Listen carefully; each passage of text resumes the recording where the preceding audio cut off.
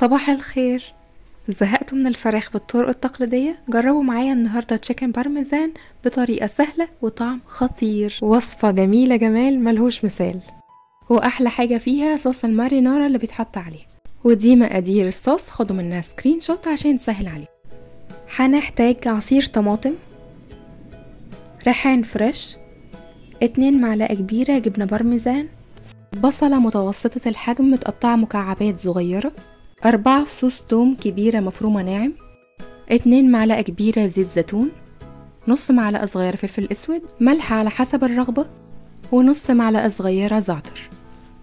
على النار حطيت كسرولة سخنت، حطيت فيها 2 معلقة كبيرة زيت زيتون، بعدها حطيت البصلاية المتقطعة مكعبات صغيرة وأقلب فيهم لحد ما البصلة تدبل شوية وتبقى لونها ذهبي فاتح.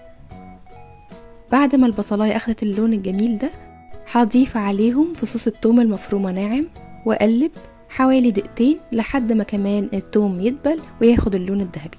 ما بحطش الثوم من الأول خالص ليه مع البصل، علشان الثوم هيتحرق قبل البصل. بعد كده بحط عليهم عصير الطماطم المركز، دول حوالي 8 طماطمات كبار، حطيت عليهم شوية مية صغيرين في الخلاط يدوبك بس يتحرك بيهم، وبعد كده خلطتهم صفيتهم من القشر ومن البذر وضفتهم على البصل والثوم زي ما انتم شايفين. بعد كده بحط البهارات بتاعتي، الملح والفلفل الاسود والزعتر، هقلبهم مع بعض واسيبهم على نار متوسطة لحد ما الصوص يبقى اتقل بالمنظر ده. دلوقتي هضيف الجبنة البارميزان المبشورة ناعم والريحان الفريش، مستخدمة حوالي معلقة كبيرة من الريحان الفريش المفروم ناعم. بضيف الجبنة والريحان قبل ما بطفي النار على طول. شايفين القوام بتاع الصوص لا تقيل قوي ولا سايل زيادة عن اللزوم. والبقية الوصفة هنحتاج لتتبيلة الفراخ، ودي المقادير بتاعتها، يلا بينا نشوف هنعملها ازاي. هنحتاج 2 صدر فراخ كاملين كبار، نص كوباية بقسماط، نص كوباية دقيق، 2 بيضة كبيرة، نص كوباية جبنة بارميزان، ملح، فلفل اسود، معلقة صغيرة توم باودر، معلقة صغيرة بصل باودر. هنجيب صدر الفراخ الكامل بالشكل ده وهنقسمه بالعرض بالسكينة، فبالتالي الصدرين الكاملين هيعملوا لي 4 قطع، والوجبة دي كافية ل4 أفراد. بعد كده بحط على الفراخ ستريتش ودقدق عليها دقدقة بسيطة بحيث ان انا افردها شوية. انا مش عايزاها رفيعة زي البانيه، انا بس مجرد بفردها علشان اتأكد وانا بقليها ان هي تكون مستوية من جوه زي من بره. بعد كده على كل وش فيهم هحط ملح وفلفل اسود وتوم باودر وبصل باودر زي ما انتم شايفين، رشة من كل حاجة فيهم على الوش الاولاني، وهنعيد نفس الحكاية على الوش التاني.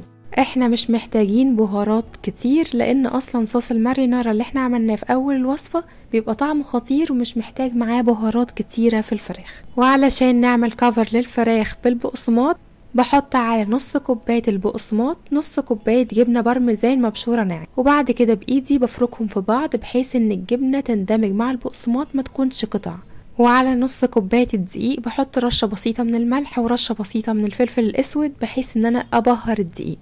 ما كترش الملح علشان في جبنة بارميزان في البقسماط وفي ملح اوريدي في الفراخ وفي الصوص. وعلى البيض بحط رشة بسيطة من الفلفل الاسود واقلبهم مع بعض. كده كل المكونات جاهزة. ودلوقتي هاخد صدر الفراخ بعد ما بهرناه بالفلفل الاسود والملح والثوم الباودر والبصل الباودر، بغطيه بالدقيق من الناحيتين، وبعد كده بنفضه من الدقيق الزايد بالشكل ده، وبعد كده بحطه في البيض. ومن المكونات اللي ما تحاولوش تستغنوا عنها ابدا في الوصفة دي الريحان الفريش والجبنة البارميزان والزعتر، كل طعم فيهم بيدي تفصيلة حكاية للوصفة. ودلوقتي هصفي الفراخ من البيض واحطها على خليط الجبنة البارميزان والبقسماط واغطيهم بيها بالشكل ده، واضغط كويس قوي علشان البقسماط يمسك كويس في الفراخ، عشان لما اجي اقليها البقسماط ما يفكش من الفراخ. هكرر نفس الطريقة في كل قطع الفراخ.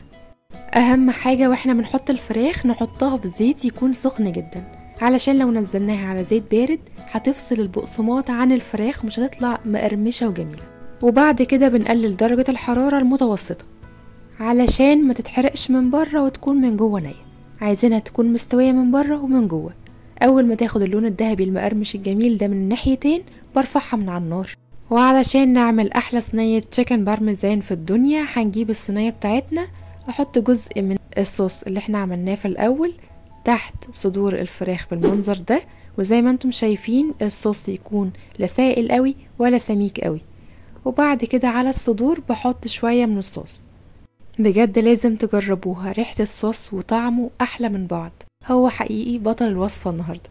بعد ما حطينا الصوص من فوق ومن تحت هحط عليها الجبنه الموتزاريلا وشويه من الجبنه البارميزان على الوش، وندخلها الفرن يكون متسخن قبل كده على درجة حرارة 200.